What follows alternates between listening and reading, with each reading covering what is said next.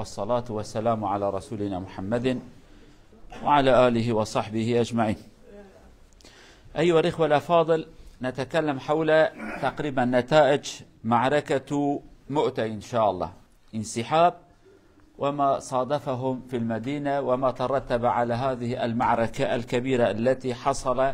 وكانت الأولى بين المسلمين وبين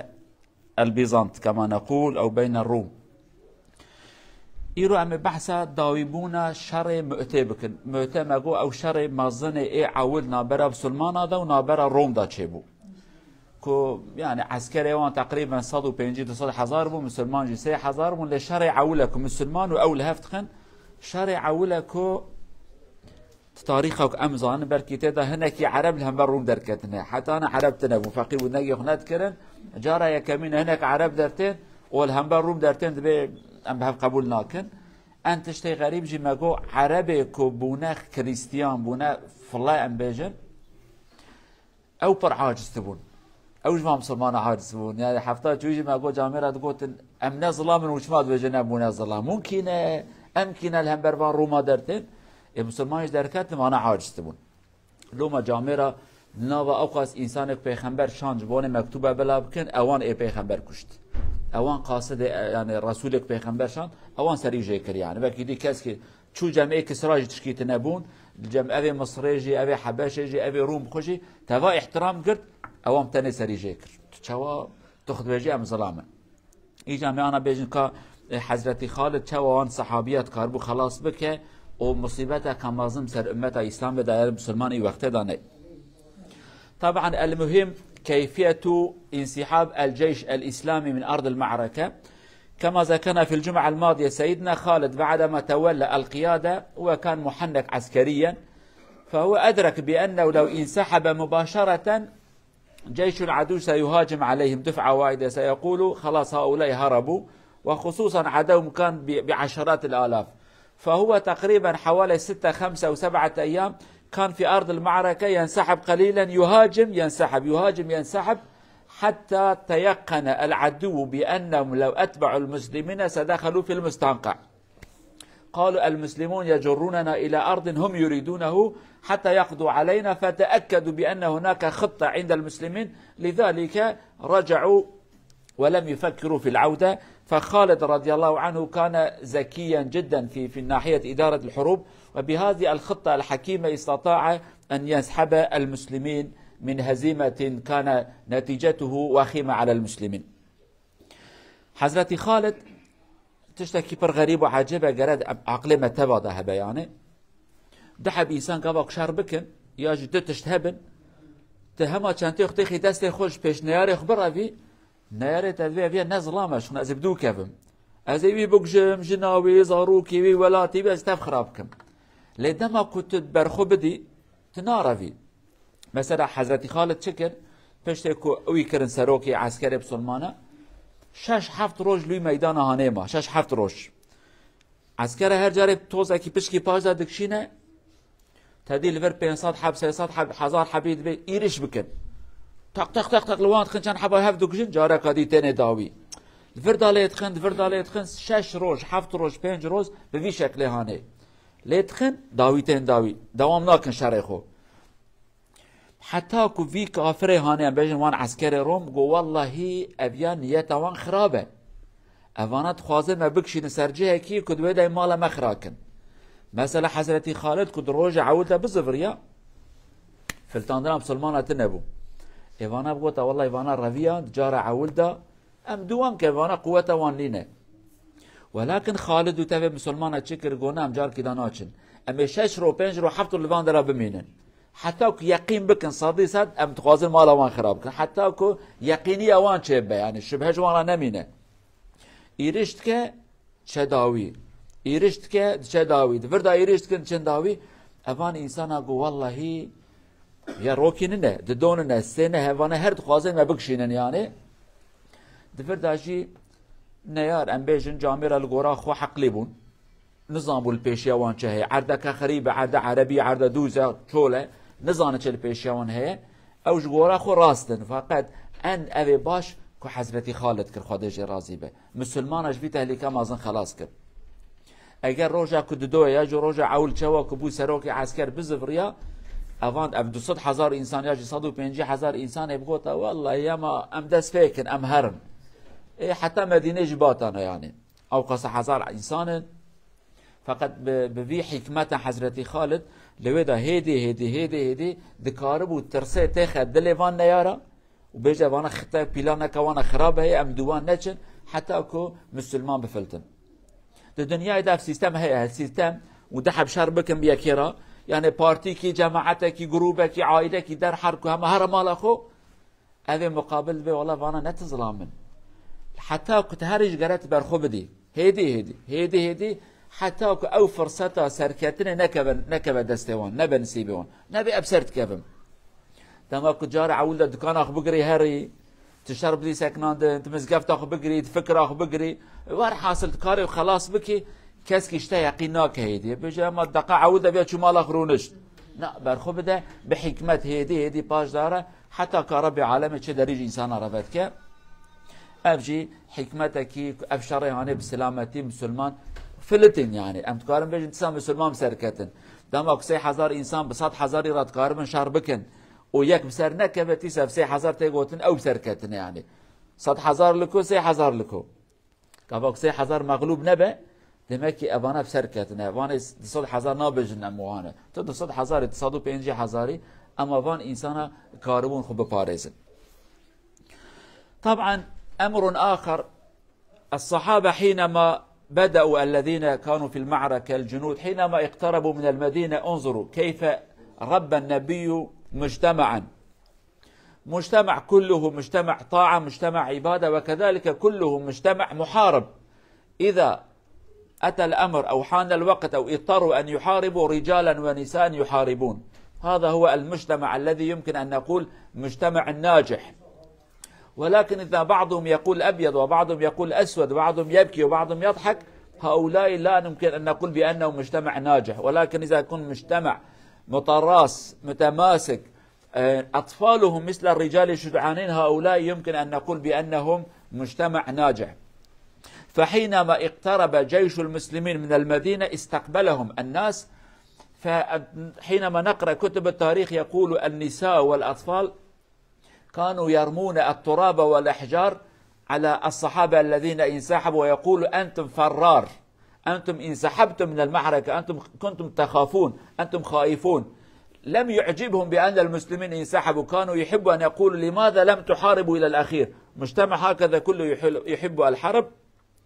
ولكن النبي صلى الله عليه وسلم كان يقول ليسوا فرارين بل كررون إن شاء الله سيعيد الكرة عليهم بهذه الخطة نرى بأن مجتمع المدينة مجتمع محارب أهل إيمان يدافع عن كرامة دينه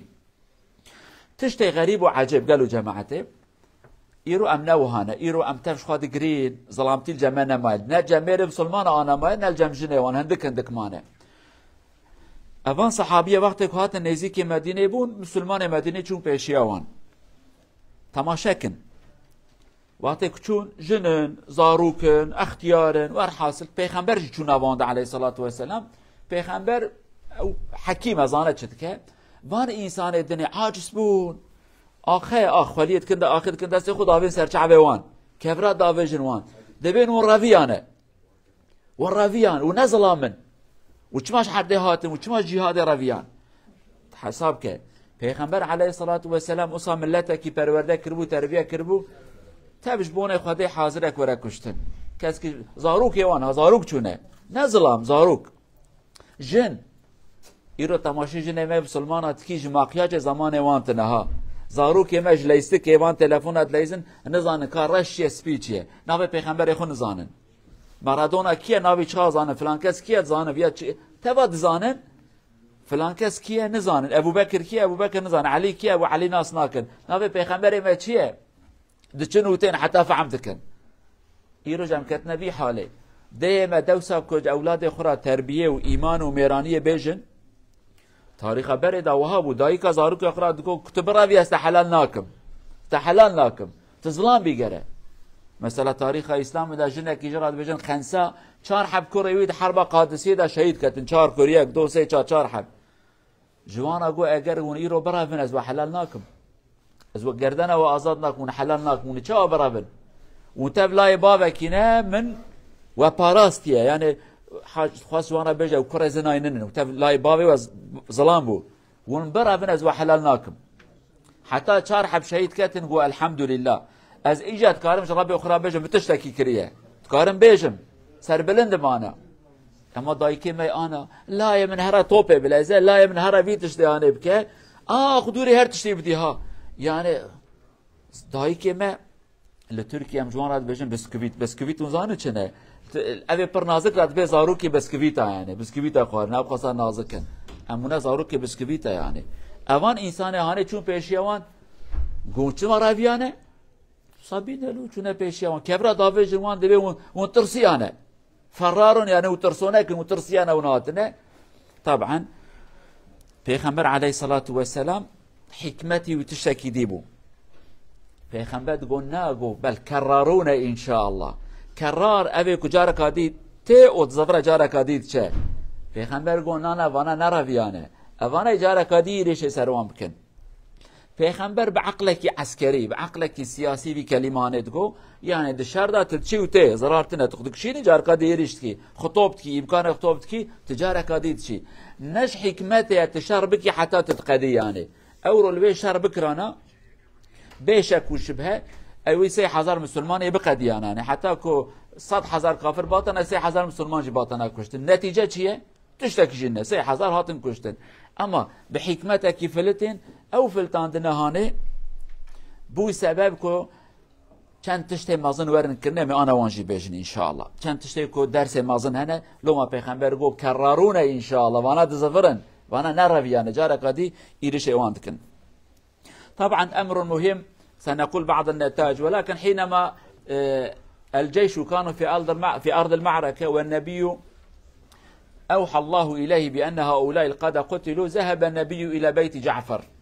لان جعفر ابن عم النبي وكان بالسنوات في الغربه يعني في الحبشه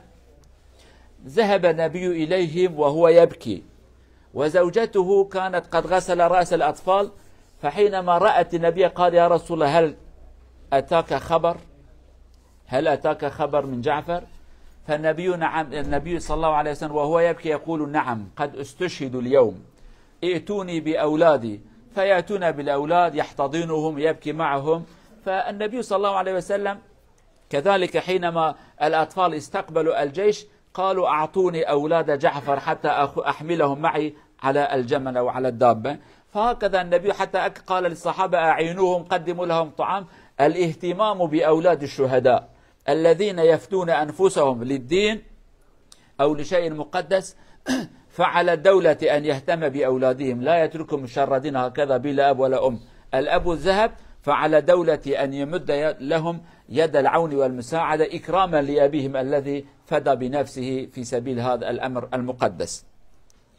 تشتكي دي ام جوارا بيجن دماكو حفتاجو يجي ما قوان صحابيه شهيد كتن پیغمبر چو مالا حضرت جعفر چو مالاوي جعفر بسلام پیغمبرش خون پیغمبر پرجه حست که يعني وبصالا جي لحبشه مانه بصالا يعني جبونه خدل مانه پیغمبر چه مالاوان سر شعبيتين خواري دغري جنا جعفر نابي اسماء سر زاروكا شوشتيه زاروكم چوچكن يعني حتى في وقت تشكيم او كان تشكي چوچكن صافينا چوچكن صالي سي سال او چوچكن يعني پیغمبر دغري جنو يدند يا رسول خدا قي خبرك اشتراهاتيت محزوني دبي بلي والله شهيد كتن وانا شهيد كتن جعفر جي شهيد كت دبي كا زاروكي مجمره بينا يعني پیغمبر خود که جيباوي وان يعني تينت كبر لي خوبان داد دغري دسه سري وان زاروكي بچوك فهم جناكن يعني حتى يك جوان نبي محمد يك جوان نبي جعفر نبي عبد الله پیغمبر دبي جاكرا دبي ابيا عين بك اب من ابو طالب يعني يك قال يا اخي ابيا جو كم من ادري يك لويتش يك دبي كم شكل مدايه حتى دايكا ما بيشكي زياده دغري پیغمبر عليه الصلاه والسلام بقيت برجبونه وان دغري از الحياه ما مراقنك از الوان خدي دركب اما زاروك منن حتى صحابه جوات زفرن كان روباشه ملا چه پیشیا وان زاروك چن زاروك جعفر بچوك جياتنه پیغمبر دوام بدن ملابدم دين الحسبه خسيارت كيل دبا خسيارت ك وان دغري بردل خو وان تينه دفردا تشتج مره مهم دولت أنا دولة أو جاك بيخنبر ونيف دولتك يبو أنا دولت جرا زاري الشهيداش بيروانك جنوانش بيروانك أبيك بونا شهيد جبونا حقيا بجنا بأخلاقي أبيك جبونا حقيا شهيد كتنا وظيفة دولته للجنوان زاروكي وان خدي دركبه آليكاري هم بك معاش بدوان ملت زيادة دولة آليكاري هم كلورا وان جبونا سلامتية وان إنسان خدايا كشتن أنا مثلا أنا عسكري دولة أنا بوليس وأنا دولة إنك حق زيادة دوان حقك نورمال اللي خوازي وان دولة جبونا خدي بونا خوازي جبونا خدي بونا بي وقته مرة بقول عفر مجورا زاروك شهيد أناون بابي جبونا في آخيا جبونا في ديني جبونا في خدمتي هاتيا كشتن دولت لازمه احترامان ده زیاده بگیره ایجا پیغمبر علیه الصلاة والسلام احترامان دگر جوان حست کرد و جملت را دگو جاری عول خوارن جوان حاضر کن بلا کمازناتی سریوان وانا نکار نام بخون نکار خوارن درست کن خوارن بو مال جعفر ببن جعفراتیا شهید کرنه جنای بتنه یلوان درایه خوارن بو وان ببن برا بتنه نمینن انا دکت کار من نانکی بخون یعنی دولت بردا گره تیساجی وظیفه خو لهمبر ملت کجبون خاطر سلامتی آخ خو دین خو ایمان خو خدمتك كريه دولت لازم احترام وان بگره سه قرشه وان زیاتر به لو روانه جبونس حضور في انسان هاتنا كشتن ياجي ام بجن شهيد كتنه ام درس مهمه ما يمكن ان نستفيد من هذا الدرس اولا هذه كان اول معركه بين المسلمين وبين الروم فيمكن أن نقول خصوصا العرب الكانوا موجودين في الشام بلاد الشام بعضهم كانوا قد تناصروا وأصبحوا نصرانيين كان درسا عجيبا لهم عاد إلى المسلمين الثقة وخصوصا كذلك العرب الموجودين بدأوا يثقون بأنفسهم نحن رجال هناك من أبناء عمومتنا من استطاع أن يحارب دولة الروم عشرات الآلاف أتوا فقلة من المسلمين حاربهم فعاد الشعور ثقة بالنفس إلى الموجودين هناك وكذلك أول لقاء بين المسلمين وبين الروم واستطاع المسلمون أن ينجحوا لا نقول قد أبادوهم ولكن استطاعوا أن ينجوا بأنفسهم ويدخلوا الرعب في قلوب الروم فهذا كان بداية لنهاية الروم في الشام هذا أول ما نستفيد من هذه المعركة فلذلك النبي صلى الله عليه وسلم كان يقول كررون إن شاء الله سيعود إليهم وكان من المصادفة ومن الحكمة الله عز وجل قد وافق الحكمة كان أحد القادة الذين حاربوا الروم في الشام خالد بن وليد أحد القادة الذين استطاع أن يعمل الكثير هناك درسك مهم في حرب هاني ما قو أفشار عولة نابرة مسلمان ونابرة روم دا جويز يتر عربي كل شامي بون عربي كبونا خريستيان بونا اوان عربا هيك يواكينو بكردي دبيجن زبش كتيا بني چنگي مروا معناه يا بسكي قربون يعني اواكينو بسكي افتخار اوان چيبو هري فلانه نفس المانن لبچكي اواكينو وقبيجي ولا امجي ظلامنها وان بسمام ما هانيت قربون بروم را شار بكن وكاميرا شار كرن دبردا درسك عول درسا دويا ترسا روما كتبوا دل ملت او ترسانه شكيا ملت بري برج روم دو ترسيا روم روم هات تماشا كرن والله واسه 1000 انسان هفته کی بالا شهر کرنو او داوی روم چو وانا نچون روم حتی میدان درکت درس که عول بو کو انسان دکاره شهر بکد شهر خدا بسر بکه یا درس عوله او ترس کد دل روم یدی امود خبری او بو دسپیکا داویبونا روم لشامه حکمت اکیدنش حکمت خوده او خالد کدکار بو وان صحابیه خلاص که وقتی کشور مسلمان و روم دست بکر پشت وفات پیغمبر وقتی حضرت ابوبکر و عمر دا خالد یک جوان سروکی هانه بو یک ابي مازن دبدا خالد بو تجربه وی چه بو دیجار عوله فهم کرن دولت مازن چوا شرط کن ابجی فایده کردن بو حتی وی صحت مسلمانه به دولت را شر نکرو هر قبیله بو قبیله جار عول مسلمان و دولت کی شرط کن دولت عسكر قمطان ضابط سلاح الله نه تدیب زمان عسکری داد بیجن بلوک کی و بیجن زا تابور کی و نظام چک جاره عوله مسلمان وی تشته ارگانیزه اوقات دینه حتی انا 3000 و 5000 و 4 عربون بحسب ایریش یافت کرد بحسب داتم دوا داتن جاره عوله بدولته کی مازن شرط کن ترسا مسلمان اشکیا این کی يعني تجربه مسلمان چه بو بدولت را انسان شرب کدمه کی يعني اف لازم أفياجي حكمتك إيش حكمتي بشرهانه. وأمر آخر في غاية الأهمية، حينما أسند الأمر إلى خالد رضي الله عنه يمكن أن نقول الرجل المناسب في مكان المناسب. الصحابة قدموا خالد لأنهم كانوا يعلمون بأنه خبير في الحرب، سلموه، وإن كان قد تأخر إسلامه كثيرا، ربما لم يمضي على إسلامه سنة ربما وأقل من هذا، ولكن إذا أنت أسندت الأمر إلى رجل كفء فانتظر منه النجاح، ولكن إذا سلمت إلى رجل فاشل لا تنتظر منه النجاح. فخالد رضي الله عنه كان محنكا وخبيرا عسكريا، فحينما سلموا إليه استطاع أن ينجو بالمسلمين. ولكن لو سلم أحد آخر لا خبرة له كثيرا بإدارة الحروب ربما كانت النتيجة شيئا آخر. فلذلك من المهم أن تسند الأمر إلى رجل مناسب. لذلك النبي يقول إذا وسد الأمر إلى غير أهله فانتظروا الساعة. إذا أنت سلمت الأمر إلى رجل غير مناسب انتظر نتيجة غير طبيعية، يعني سيكون وبال عليك وعلى الذي وليت عليهم. درسك هذا كو حضرت خالد بو سروك أبيا هذا عقل خدام بقرن ظلام راست جيه راستا، ظلام راست جيه راستا. حضرت خالد وقتی که بو سروک تقریبا چند ماه که بیا مسلمان، سالا کی تنه بیا مسلمان، تازه پشت عمره پیغمبر بو مسلمان، پیغمبر جی عمره چند ماه بری چوبو، يعني